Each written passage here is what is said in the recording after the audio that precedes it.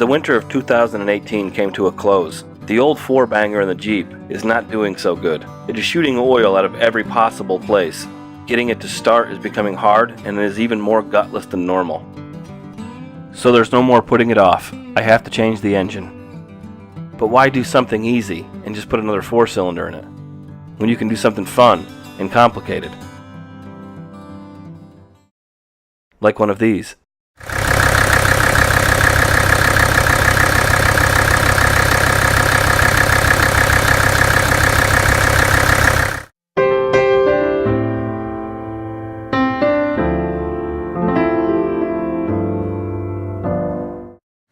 So on Craigslist, I found this 1979 Mercedes 300 SD, drove down and gave it a thorough checkup before deciding to buy it for specifically $680.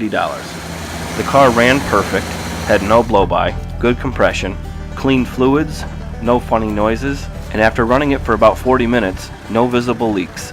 So from what I can tell, buying the car was a no-brainer, so we loaded it up and took it home. Now to get one of these engines in a Jeep is not a small undertaking. It is a project, but there are harder things to do.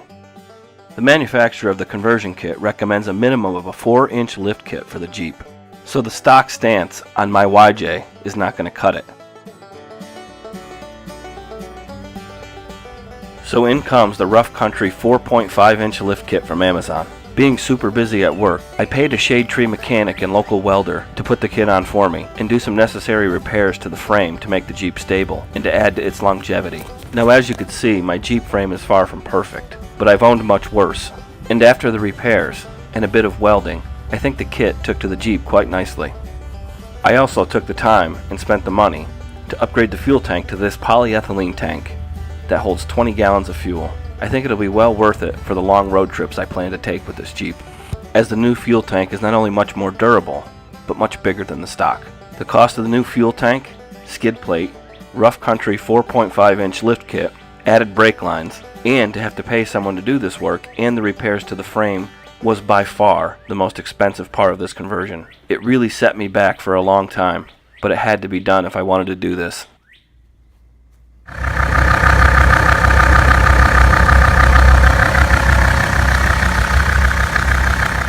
So with the Jeep all set up and ready to take the engine and the kit, it's time to get the Mercedes into position and take it for one last drive. The odometer on this car was 102,000 miles, which is next to nothing for this car if it's well maintained. This car is amazing, and it still drives like a new car. The guy I bought it from was a bit of a collector. He had 5 of these cars, but this was his daily driver until it was in an accident and was no longer inspectable. So I had one friend who was willing to take on this project for me. Where'd you go? All right. The man, the myth, the legend. Kirk, by the way. He thinks he's a pirate or something. Known on YouTube as Vintage Chevy Info. Now I don't know exactly what to call his place. It's not exactly a garage. More like a museum or a collection of forgotten projects and parts. Seemingly endless piles of old tires, scrap metal, radiators, and old cars. It's like the land of forgotten metal, rubber, and chickens. After clearing a spot and backing the car into position, I shouldered aside a few piles of scrap metal and Kirk backed it into a hill of tires.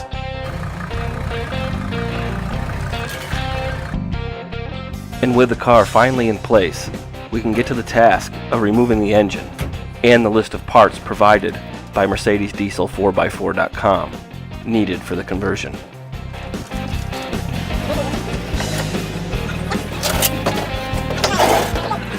The list of parts we need is quite easy, but not all of them are needed for this specific conversion. Nevertheless, we will get them all. It's like a big truck until it's hot. While this part is not on the list, I am pointing to the overboost solenoid, and it definitely needs to come off and stay with the engine.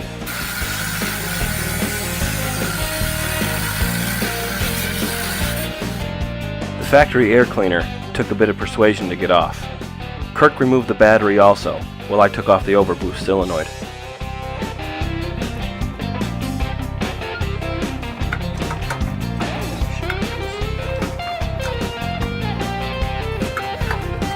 means possessed.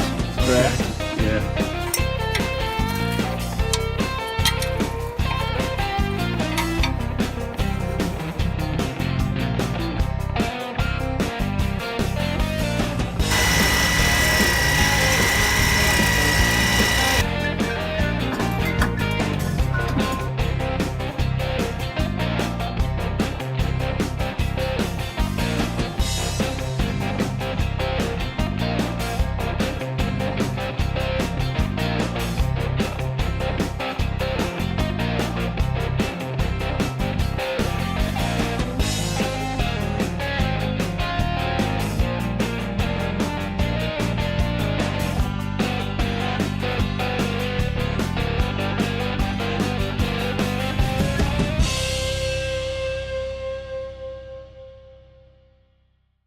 So Kirk decided it would be much easier to just cut the drive shaft and remove the entire transmission and engine together rather than crawling around underneath it. But with the engine out and all the donor parts off the car, it is time to get rid of it and try to salvage some of the money spent by scrapping the car. We're going to make an attempt to save the stock tachometer, so we're going to salvage the gauge cluster as well and see if we can't get that to work on the Jeep somehow.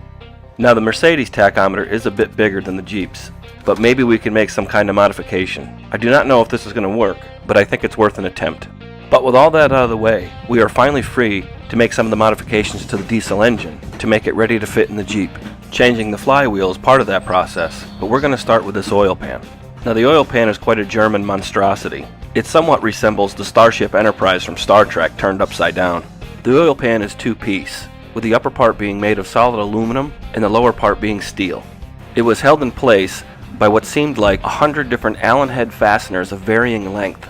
Part of this conversion is modifying the oil pan to fit over the front pumpkin. The factory setup just does not have enough clearance, so I set myself on the task of removing all of them. It really turned out to be a huge pain, as some of them are very hard to get at. So I picked up this cheap engine stand from Harbor Freight so I can turn it upside down and make it a little easier to work on. Just trying to locate, access, and remove all the fasteners on the aluminum piece of this oil pan is turning out to be quite a process. The easy to remove and now unnecessary steel portion of the pan was easy enough to get off and just toss away. But tracking down and removing every last fastener on the aluminum portion ate up an entire day. A lot of them started to strip out as we removed them, and Kirk had to weld nuts on the end of the fasteners to get them off. But with frustrations running high and enough time, it finally happened. Finally, the fucking oil pan is off. Unbelievable. All that trouble for this fucker. The flywheel on the OM617 is not used in the conversion, so we removed it, so when the kit arrives, we can replace it with the Jeep flywheel. The Mercedes diesel is much taller than the Jeep 4.0 or the 2.5, and the oil pan is very low, and it requires extensive modification for this conversion. And both options require the pan to be very clean. One option is to send the oil pan to Nate at Mercedes Diesel 4x4 as core, and buy an oil pan from him with the mods completely done. Or buy the oil pan modification kit from Nate and cut and weld it yourself. But for now, that option can wait. And here in the land of old tires, old iron, and chickens, They love it here. They like to be next to me. we back the Jeep into its new temporary home and set to the task of removing the 2.5 4-banger.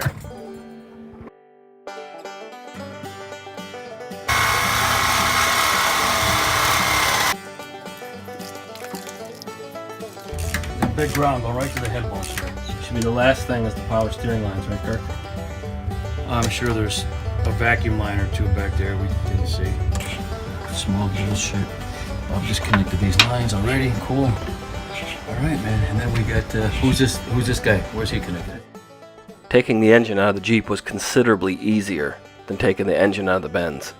It went much quicker and much smoother, and before we knew it, it was done. All that's left now is to remove the flywheel, pressure plate, and clutch assembly, as we will be installing these on the OM617.